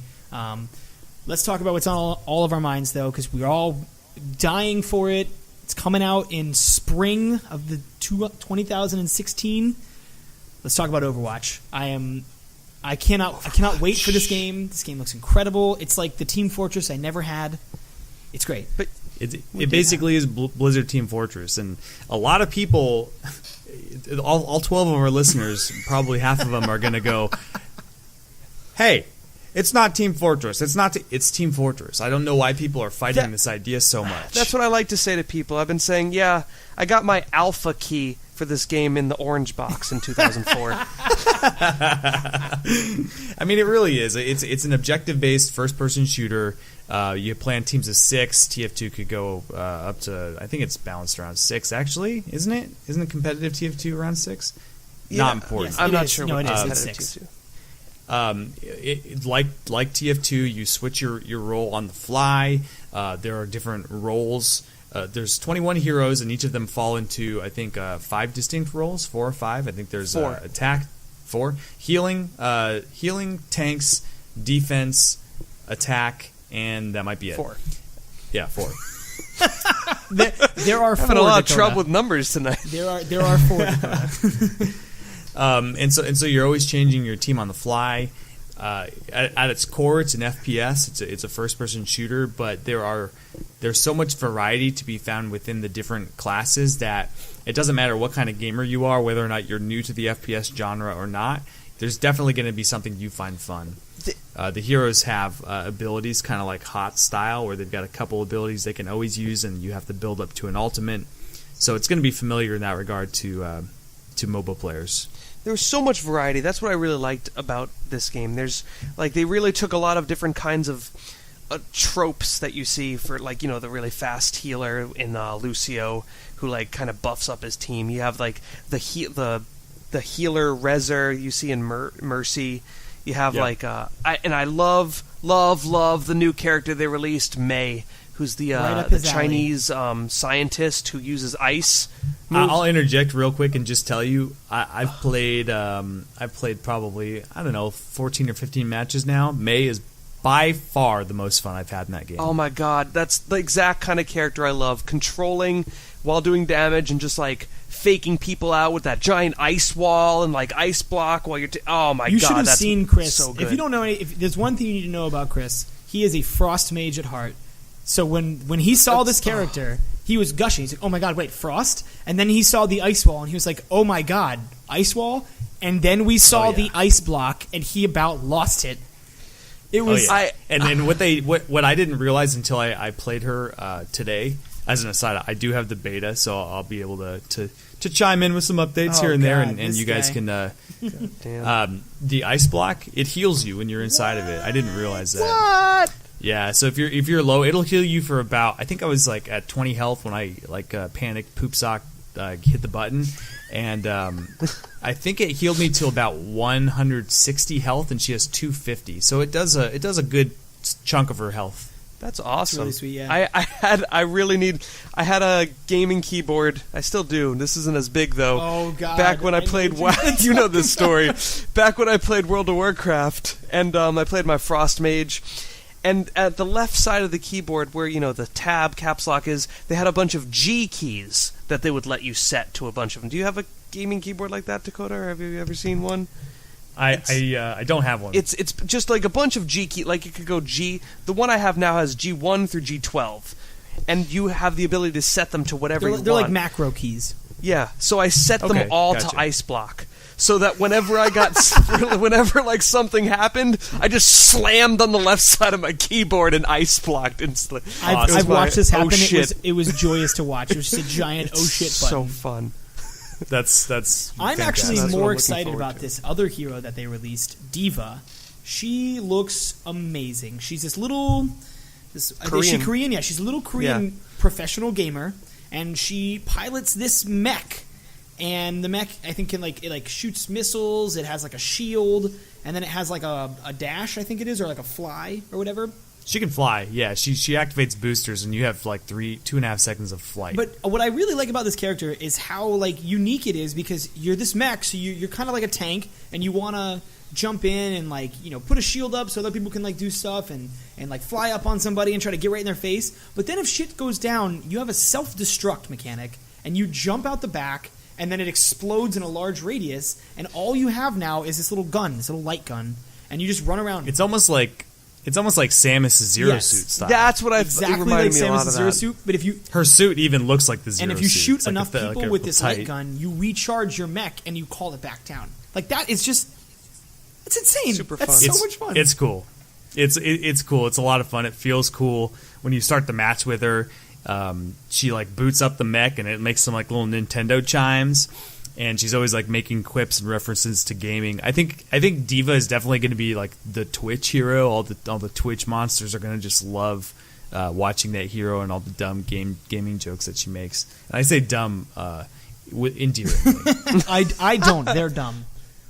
Her the self-destruct's actually her ult, so you have to build up to it. But what's interesting is that if you don't have the ult and you die, you take lethal damage. Your mech just gets blown up, so you always will jump out into Zero Suit status. Oh, really? If you get killed, you just hop out of the mech, and then you have to light gun your way back into it. Oh, that's very that's what really pushes forward the tank status for her, because you really have to like make sure you take her down all the way. Yeah, it's interesting too because like playing her, I wasn't sure. I think it's going to just come with map familiarity and know where I am and where my spawn is. But I'm thinking to myself, is it better to just die and respawn and run back? But the run back in this game is actually pretty brutal, so it's something to consider. Well, it's like Team Fortress, and that's what I like about this game is it really feels like Team Fortress, but you have more options, like a lot more options. I don't know. It's true. It's going to make it more of a dynamic gameplay. You're taking your options from 9 to 21. Like that's exponentially better. Oh yeah, and that way you have a lot more options. I'm gonna skip over the last guy. I don't know if you guys want to talk about the last guy. He's a robot ninja that they He's released. a robot ninja. I mean, that's all you really gotta know. He throws ninja stars. He uses a sword. If you like ninjas, what I like about this is they added. They let you know that there is some lore to this game, because a lot of people were worried about that. They were worried about this game not having any lore. The lore monkeys, like Grant before, they wanted to see some lore in this game, and Genji really brought that, being the brother of Hanzo. Like that was killed, and there was a whole backstory. You can look into it. And one of the things they announced at BlizzCon is that they're going to be producing animated shorts for Overwatch to tell the story. That's really cool. How do you wear animated shorts? So, they go on your animated legs. Okay, I'm done. Overwatch. I love these varied characters. I love the lore that they're putting behind it. But the thing is, like, when we go back to saying it's Team Fortress, I knew that. I knew that from the beginning. I don't know if it has enough to... They announced that it's going to be priced, right? A lot of people assumed, for kind of no reason, that it was going to be free to play. Now it's going to be priced at $40 for the very basic version on the PC. I do not think, in my opinion, it has enough to justify that price point at all. Especially considering, I looked it up. Let me pull out my my notepad here, my big numbers. Your handy number. It has, it's got currently 7 maps with 2 modes, right? That's right. Like payload and capture point. I mean, of course they're going to have more than that at release. It's a little anemic. That's true. It's very paltry. This is an arena, an arena battle game, right? Or an arena shooter. I'm going to go back to my favorite 100% all-time FPS of all time. You know what Unreal Tournament 2004 launched with? Oh my God! How are we back here? How did you bring Unreal? I'm bringing it back for 1 second because you have to respect it. Damn it! Oh my God! You know how many maps it had when it came out? How many, Chris? How many? 106 maps. What? And that's not a lie. 100. I knew it was over 75, and I had to look it up to make sure. 106 goddamn maps when it came out. That's a few more than Overwatch. 7 game modes plus mutators. Mutators being things that like totally changed the way the game's played. Also, like by the way, low gravity, etc. So, minus the vehicles. Okay, so this game has 7 maps and 2 game modes. How much was Unreal Tournament 2004 when it came out? 106. Meanwhile, they also added... How much did it cost? Oh, how much? It cost $60. It also had a single player, by the way. Was it a compelling single? It Okay, wasn't. so It wasn't questions. compelling. It was a tournament Okay. based, but you got to buy. Like, it was really nobody's gonna interesting. play Even that. though it was a tournament based, you built a team of bots, and you were able to trade these bots. And like after fights, they would get That damaged. sounds So you'd have horrible. to put them out. It sounds horrible, but for the time, it was really cool because you. And there's also you have to also consider that like the time most of the development time that's gone into Overwatch has been hero design and implementation. But how many heroes were there in Unreal Tournament? there were no heroes. There's zero. But, but the thing is, the amount of weapons there were. It was a different kind of game. This is more. That's kind of the same thing, but I mean, you gotta consider art. You gotta Yeah, consider art. Animation. So is the problem? I'm the talking price, about maps. Or is the problem that it's priced at all? The problem is the content. Like, I understand that they're putting effort into the art. I really appreciate. It looks gorgeous. I love the world. That first trailer, it made me tear up. It looks so beautiful. And the way the characters are, the variety of the characters, the way they all. I haven't played it, but the way they all look, like they handle. It looks seamless. I don't know. Did you? It feels good. It feels very it good. looks great. But how? I'm not going to want to pay $40 to play these couple 20 characters on like the same 7 maps over and over with no incentive to continue on. I'll say this much. Well, okay. You bring up an interesting point. I will say that I would pay $40 to play the game. I wouldn't pay $60 to play the game, but I'm going to pay $60 for it. I'm going to pay $60 just for to it get 5 anyways as well. skins. That's $60 I don't need gets you just skins. five skins. And I don't know why, just because I have so much love in my heart for this game right now. But you said something about incentive. I think by the time the game comes out, it's going to have a progression system. And so they're going to have the same sort of things that you have with Heroes. I believe that you're going to have some sort of master skin type system. You're definitely going to have a rank and progression system. So you're going to be able to have some sort of visual and probably reward-based feedback for playing the game. Chris, I'm going to ask you again: Is it that the game costs something at all, or is it that it costs $40 and that's too much? It's like I said. It has to do with the content. It's a very simple question. Like, it's not a simple do you think question. that it shouldn't be free? If it had more content, I would gladly play for it. If they have a system to where they can guarantee me that I don't have to keep paying for more heroes, You're almost 100% going to have to pay for the other heroes. That's what I'm that's saying, the thing. and that's you can't. And so it's a fee to pay game. I don't want to pay a fee so that I could You've mentioned spend it more money before. on stuff. It's exactly what you don't like, and we didn't. I want to touch on it formally.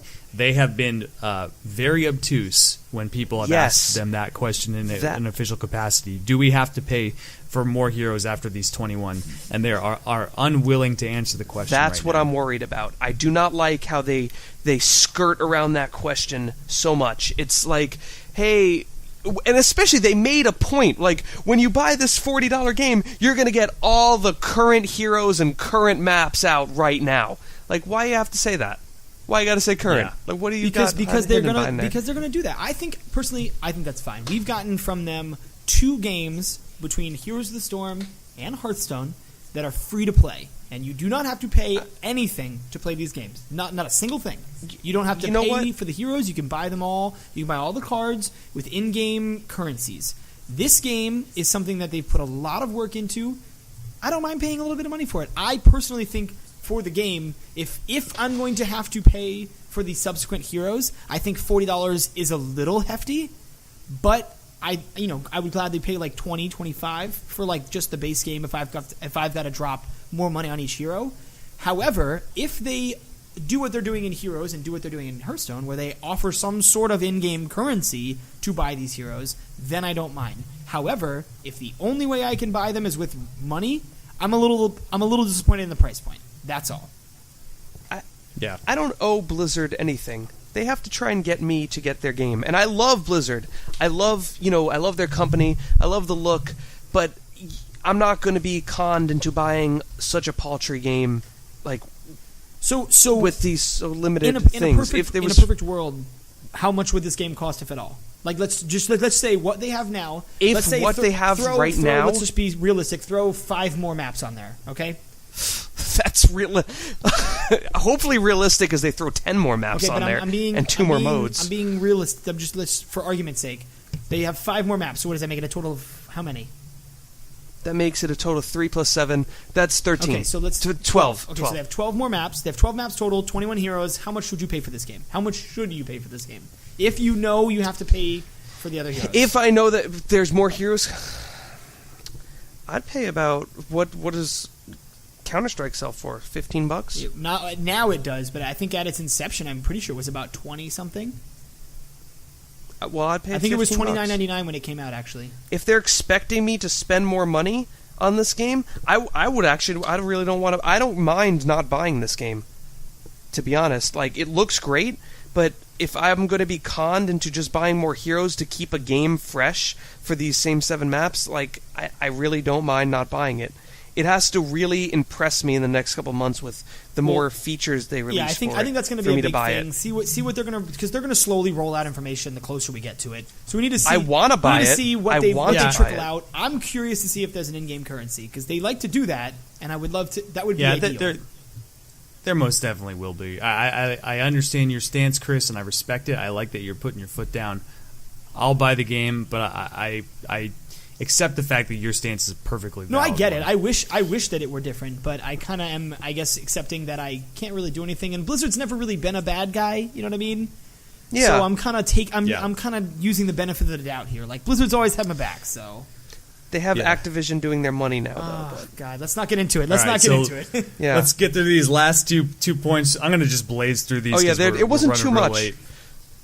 So StarCraft, of course, Legacy of the Void is out today, the day that we've recorded this. So by the time you listeners get it, Legacy of the Void is out. It's their latest StarCraft 2 entry. They did one for each race. This is the last one, and so now from here, you get to enjoy your awesome story. And after this, they're going to start releasing content in what they've called. I think not adventure packs. I can't remember what they're called, but they did say that they're going to have more content for StarCraft after this last release. It sounds like it's going to be kind of DLC-y, more traditional DLC-like in nature. And the first of these new missions are going to feature Nova, pretty primarily or exclusively in these Nova mission packs. Sounds cool. It sounds pretty sweet. I don't play StarCraft. It looks interesting, and people will gush over the fact it's Nova. You know, Nova's the new Kerrigan, so yeah, right. It sounds like the ghost they never got. But I think this plays more to the fact that people don't really realize StarCraft Void is out today because it's released with Fallout 3. Fallout 4. They haven't really been doing a lot of... Oh, yeah, yeah, Fallout 4, that's what I meant. They haven't really been doing a lot of the advertising for this StarCraft. At the beginning of the ceremonies, the opening ceremonies, it seemed like they were going to play a lot onto this StarCraft mode. Like, I don't know, the opening ceremony had a lot of like trailer. I agree. Yeah, had a lot of StarCraft in it. It was the beginning of competitive gaming and right. And I was like, oh wow, they're going to do a lot of StarCraft stuff. All the StarCraft news I heard out about this, we don't really know what it's about. We're like, oh, Legacy Void released. That's exciting, kind of. They built that up. I mean, it is exciting. I want to play it at one point. But this extra packs they've been talking about, nobody really knows about it. And they were touting like all this StarCraft stuff. It seems like it's just going to be a little DLC pack of like, I really don't have no idea what it'll be for like a RTS. Do you want to do more with StarCraft 2? It'll just be more missions. Yeah, it's just going to be more story-focused missions. The story-focused missions in that, like, is Nova going to be controlling base building? Or you can control one Nova, like, heroes style? They have hero units. Yeah, they have heroes units, but how compelling really are those missions compared to every other one? Well, I guess we'll have to wait like, until they're it's released. fun to I don't know. I mean... I mean, that was kind of a rhetorical question. They're not really that fun.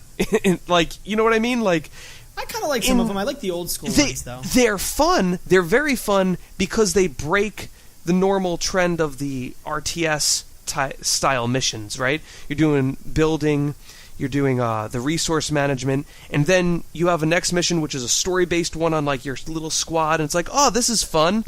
You know, we're going through this special... military base, we're fighting all these dudes, this is a nice break of pace. But to pay money, if it's even paid, they haven't released that much information. To pay money for that, for like, they said it was going to be 3 missions or something, I don't think it's I think it's a little bit cheesy too. I think it's them just trying to milk as much as they can out of the StarCraft 2. It's just DLC. I don't think it's so harmful. It's just DLC for their game. They don't have another actual sequel lined up, so they had to find another way to continue releasing content for the game. So as long as it's decently priced, I'm for it. Yeah. And then last but not least is Diablo. Diablo didn't have any huge announcements. They are going to move on to a new season. I think is it season 5? Season 3? 5. Season 5, they've got more new good stuff. Just like with Season 4, you had the Cube of Kanai and some new areas. There's some new areas in Diablo 3. And the coolest thing they announced, also a quick aside, I don't play Diablo 3, but just hearing all this stuff about Diablo 3 and hearing from other people who are excited to play it makes me want to play it, so I might dip in. In this season, they're going to have 4 sets per class, I believe, and they are going to, each one of them is going to have a set dungeon. So once you get all the pieces of a set, you get to go adventure into this set dungeon, which sounds like, from what I can tell, sounds almost like a little raid dungeon that is specifically designed to test your skills with these set components. That's what I thought was super cool. Like, Diablo is like, you like we said before, you know what you're getting. You're going in, you're killing a bunch of monsters to get loot. But when you have this loot, I mean, there's not too much incentive. So this is really cool that you get this specific set and you have a way to like test yourself using this very specific gear. So they know what kind of character level you're going to be at, right? So I want to see how well they tune it, like to deal with your skill, right? Like, I wonder what kind of challenges they... I thought that was really interesting. And the fact that they're still updating this game freely. Like, they're adding these dungeons as free to play, right? It's fucking thrift Chris over here. Man. Free content? Well, the thing is, like, why do we have to pay? Why do we have to keep paying for all the stuff we used to get for free? Like, I'm an old school gamer. We used to get so much stuff for free. Now everything's being monetized. I really love that Blizzard is like treating their fans with this one. I really like it. I don't mind paying. Like, I paid for stuff in Heroes of the Storm. I paid for like I think a skin or something to support that game. I paid for like a couple card packs in Hearthstone to support it. But when it gets into that weird realm of like what they're doing with Overwatch, I don't like it. I really like what they're doing with Diablo 3 right now. We can spend a whole episode on free-to-play versus fee-to-pay versus pay-to-play. Like, we can do all that. We can spend a whole episode on it.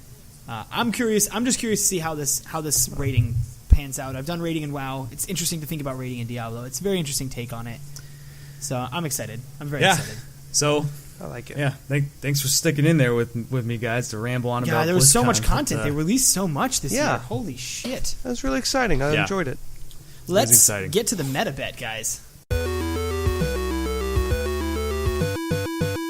All right, so MetaBet results. Yes. Well, before results, let's hear about Chris's week. Yeah, we played Vermintide, Chris. Oh yeah, we did. What was your challenge? I lost the MetaBet, and then that meant that Vermintide, which is Left 4 Dead style first-person shooter, fight a bunch of horde guys. I was only allowed to use melee weapons and no ranged weapons. Which I shot myself in the foot with this one, though. Yeah, because he never played it before, and the first time he ever played it was with me playing this challenge. So there's some special rat men that come after you, and for the most part, at first it wasn't too bad. I'm like, yeah, you know what, this is kind of annoying, but I could deal with it. But then when like one of my friends is being like taken away by this rat noose, and you have to try and shoot. No, I can't shoot him to save him. I have to try and run after him, and they're yelling at me over the voice chat. What the hell are you doing? Just shoot him! And I'll be like, I'm out of ammo. Out of ammo. Yeah. At one point, I told Chris, just shoot it to get me back. Oh, so that's awesome. I mean, it was pretty annoying. I stopped playing after a while. It was effective. We might have to start thinking about different ways to express our meta bet, because what ends up happening is somebody gets annoyed and then they just don't play that game for a week, and that's not to me. Fun. That's a successful meta bet, right? Is that right? It made me play. It made me work on my melee skills. I got better at dodging. So I like the ones good. that were more like you have to play only top. That one I actually never played more League than that week. So yeah. Yeah, so maybe a better punishment would be like you have to only play this character and make it something that he usually doesn't play. And although he might feel kind of bad, at least he gets to play the game fully, and maybe it'll make you fall in love with a part of a game you didn't know you could love. Or we could do something diabolical. Or I could do something diabolical and make you hate the game for a week. I have a great always idea on for the docket. Rocket So what League are we? I thought So of. last week, what did we bet on? Last week we bet on Fallout 4. That's Fallout right. 4 was released today. Sounds like a lot of people were able to play it yesterday. As a review, Mitch had 90, I had 92, Chris bet 93. Today, the day of release, 47 critics have weighed in, and Fallout 4 has a Metacritic score of 87. Yes! Damn it! God damn, I told you, motherfuckers. Making you Mitch were the winner. too hyped on that Kool-Aid. And Chris the loser. I wasn't hyped. I thought everybody else was hyped. Yeah, I'm You know, not it's saying funny. you, We it's even the- said immediately after betting, we both said we think you're going to win. Yeah. because I knew it, man. Fallout 3 or 4. God, Chris, Fallout 4 is probably going to be a great game. I don't think it's like the messiah of gaming as everybody else is fucking claiming it to be, but it's probably going to be good. So that's why I gave it a 90. So, Christopher, let's talk. Let's talk games. Let's talk about games that you're going to play this week. I don't even know what I'm going to be playing. I'm going to be really busy. I'm going to play... I mean, I'm definitely going to be playing Heroes of the Storm because... I want to touch on that. We haven't touched your Hero of the Storm Yeah, you yet. haven't touched my Heroes of the Storm. You haven't touched my heroes. I want you... What is a hero that you... What is it? Oh, you have a bunch of gold, don't you? Yeah, I just bought Artanis. So I have Artanis. 10,000. What would you man, say is money one? bags What over here. does this say that you with the hero that you've played the least? Actually, let me rephrase that. What would you say is your least favorite hero? Actually, screw that. I already know what your least favorite hero is. I want you to play all week only Stitches. Really? I knew it. I was like, God damn. I never Well, see you hold play on. Stitches. It's not that I hate... I don't like... It's boring. Can I... How about can I at make least... him only play a role? Like, pick one of the roles, and you may not pick outside of that role. Or you could even say, what about this? I mean, Mitch, you can say whatever you want. You're in charge here. But what about, like, restricting him to either an IP, like only StarCraft dudes, or a role, or maybe both? Like, only Warcraft tanks or something I like that. could also be diabolical and say you can only pick the top talent. But that would just be miserable. That's one of those ones where you don't get to play the game, so you don't play the game for a week. Right, right. I personally, I like the idea of you just playing Stitches all week because I've actually never seen you play Stitches. Can You'll I get at good with least... him. Can I at least play my daily quests as somebody else? No, because I feel like that's the only time you ever play. Yeah, but I usually play one more after I beat my daily quest. Okay, here, and see that... That's You the, have that's to the problem play- is with the daily quests. Yeah. Here's what I'm going to give you, Crit. No, because if I pick like a role, he's going to have one character in that role that he likes. so Okay, it's not really how about doing this? anything. How about this? If you can satisfy your daily quests with Stitches, you must. Okay. And you can't play anything but Stitches if you're not going after quests. I like that. Okay, so you can finish your daily quest if you can't use Stitches to finish it. But if you can use Stitches, you have to use Stitches. I'm and if fine you're with not that. doing a daily, you have to use Stitches. Oh shit! I wonder. I have enough gold to buy him. I don't even have him. I'm gonna have to get him. Wow, look at this! Like, I'm not even This is kidding. dedication to the meta bet. I knew it. How all right, much? so How much speaking is of- he, Chris? I have no idea, but I'm It's gonna probably get him. like 8. Maybe I was gonna 5. say since I'm giving you the metafet, if it's too much gold, I will buy it for you if I have to. Wow. God damn. Assign me some money and buy me some heroes. For fuck's sake. No, because you're not just gotta not hit gonna play 30. it. It's just gonna you need sit to hit there. 30 first. That's true. I will buy you maybe- your hero of your choice when you hit 30. How about that? We'll have to decide we'll play something tonight. All right, so this week we are going to bet. I've already got my number written down. Full disclosure, we're going to bet on Star Wars Battlefront. Comes out a week from today. Oh shit! Just to be consistent, we're going to bet on the PS4 version. So there you have it. PlayStation 4's Star Wars Battlefront. See, Go I ahead played the beta of this. Damn. Write your numbers down. Tell me when you're ready. Oh, this is a Star Wars game too. Damn it. Okay, I've got it. Okay, I've Chris, do you have lost yours? 2 in a row. I don't want to get a turkey here. I know. Oh. You just have to aim for the middle. By the way, I've decided if you lose 3 in a row, we do a special meta bet for you. Ooh, Oh wow. god! All right, I have my number. I'm sure it's gonna be wrong. All right, go ahead, Chris. Give me your wrong number. Yeah, let's hear your wrong 75. 75. And Mitch? I went with 86. Oh, God. All right. Well, good for me. I went with 85. So that Oh, puts my me God. just barely in the middle. Chris, 75. Mitch, 86. We're going to have to see what happens next week. What a Yeah, spread. It's gonna be exciting. Well, this has clearly been our longest episode, so I want to thank everybody that is still here for sticking along, coming along for the ride. We have a lot of things to say. We're very big Blizzard fanboys here, so BlizzCon is our, that's our bread and butter. But we want to thank you for sticking by. If you've never been to Bitcultures, definitely make sure you stop by. Dakota actually does a nice little recant of his experience at his first BlizzCon. So that's really interesting. Also, we just released a primer for the Fallout series now. We did one for the Halo series, and now we have one for the Fallout series. It's very good, so if you haven't checked it out, definitely go take a look at it. It's a very, very good video. And if you want to get in contact with us, you can see Dakota's stream, my stream, all be in the show notes. If you want to email us and contact us for anything, you can definitely shout out to my Twitter or Dakota's Twitter, or you can email us at analogstickradio.com. Don't feel like you need a pen. I'll put it all in the show notes. But yeah, just, talk to us, tell us your comments, tell us how much you hate everything we say. We don't really mind. Guys, do you have anything else to say before we wrap it up? Oh, I just remembered I bought Artanis, so now I can't even play him for this week. Yes. Because he's a warrior. Damn it. No. Metabet successful, ladies and gentlemen. We will see you successful. next Thursday. Ah, bye.